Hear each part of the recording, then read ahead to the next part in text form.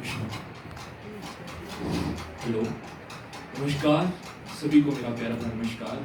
तो हम हिंदी पखवाड़े को लेकर हिंदी भाषा एवं संस्कृति विभाग जो एक सराहनीय प्रयास कर रहा है, सबसे पहले मैं धन्यवाद देता हूं उनको और थोड़ी भूमिका बांधता हूं हिंदी के बारे में।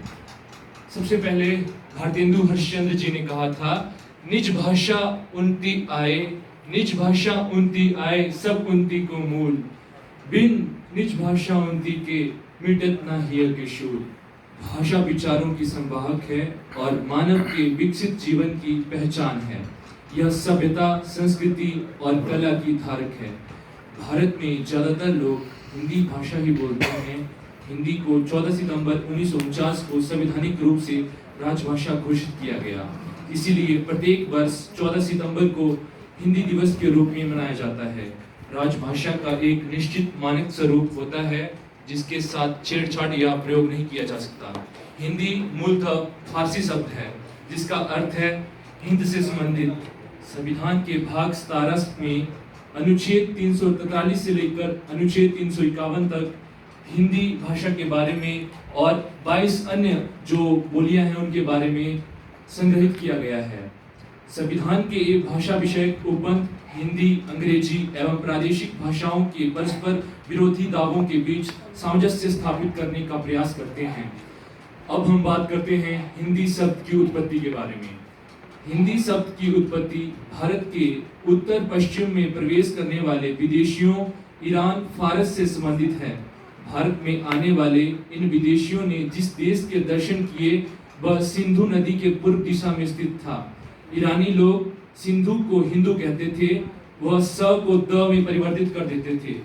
हिंदू से हिंद बना और फिर हिंद में फारसी भाषा के प्रत्यय ई लगने से हिंदी बन गया, जिसका अर्थ हिंद का या हिंदी।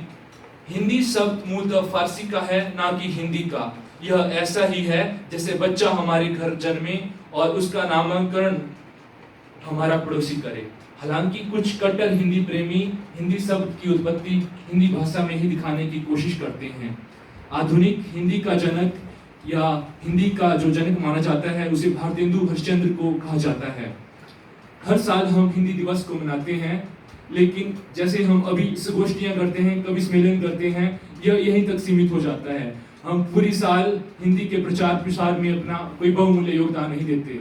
जैसे आज हम हिंदी के प्रसार के लिए यहाँ पर इकट्ठे हुए हैं, लेकिन जब हम यहाँ इस कैंपस को छोड़ के, इस सभा को छोड़ के हम जब बाहर निकल जाते हैं तो हम कितना हिंदी का प्रसार प्रसार करने के लिए अपना बहुमूल्य योगदान देते हैं।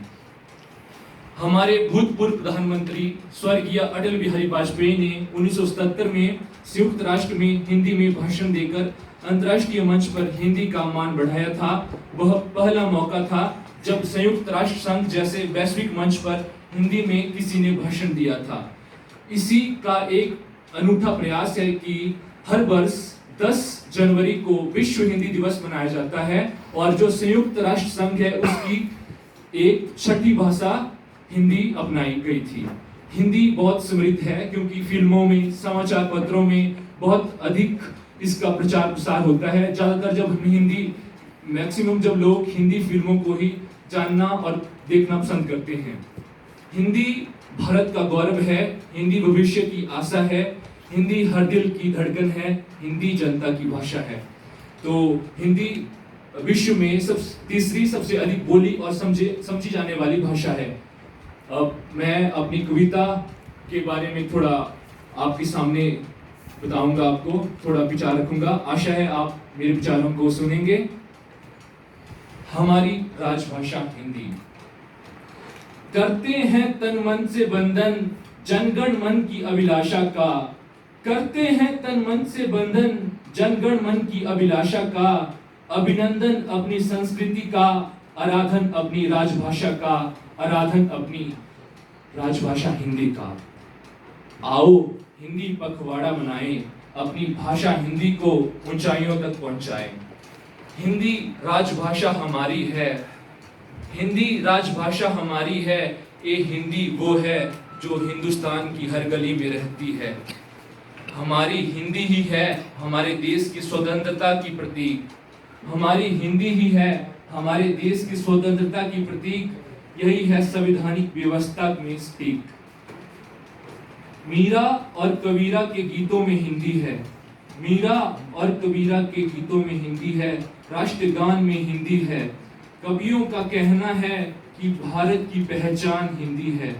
मन के भावों को जो व्यक्त करा दे, मन के भावों को जो व्यक्त करा दे, ऐसी प्यारी रसधार हिंदी है। आजादी के दीवानों ने इसे मान दिया, आजादी के दीवानों ने इसे मान दिया, हिंदी पखवाड़ों दिवसों ने इसे सम्मान दिया। जब तक गगन में सूरज चांद रहे, जब तक गगन में सूरज चांद रहे, तब तक वतन में ये प्यारी हिंदी अमर रहे। गरीबों और अमीरों की भाषा है हिंदी, गरीबों और अमीरों की भाषा है हिंदी, भारत की आशा है हिंदी। जिसने पूरे देश को जोड़े रखा, जिसने पूरे देश को जोड़े रखा, वो मजबूत धागा है हिंदी। मैं हिंदी का विद्यार्थी हूँ, इसीलिए माँ हिंदी का करुणामयी संदेश लाया हूँ। अंग्रेजी ने हिंदी से एक दिन पूछ ही लिया, जब मैं यहाँ हूँ तो तेरा क्या काम है? तो हिंदी माँ ने मुस्कुराते हुए कहा, जहाँ तू नाकाम है वहाँ मेरा ही काम और नाम है। ना रुकी है वक्त की गर्दिश, ना रुकी है वक्त की गर्दिश, ना जमाना बदला है। पेड़ सूखा तो परिंदों ने ठिकाना बदला है। हम हिंद देश के वासी हैं और हिंदी को है हमें बढ़ाना। हम हिंद देश के वासी हैं और हिंदी को है हमें बढ़ाना। हिंद है हम वतन है हिंदुस्तान हमारा, आओ मिलकर हिंदी बोलें और हिंदी के सम्मान को बढ़ाने में अपना योगदान दे। हिंदी प्रेम की भाषा है, यही इसकी परिभाषा है। अंत में ए हेलो हाय कहना तो वक्त की मजबूरी है, ए हेलो हाय कहना तो वक्त की मजबूरी है।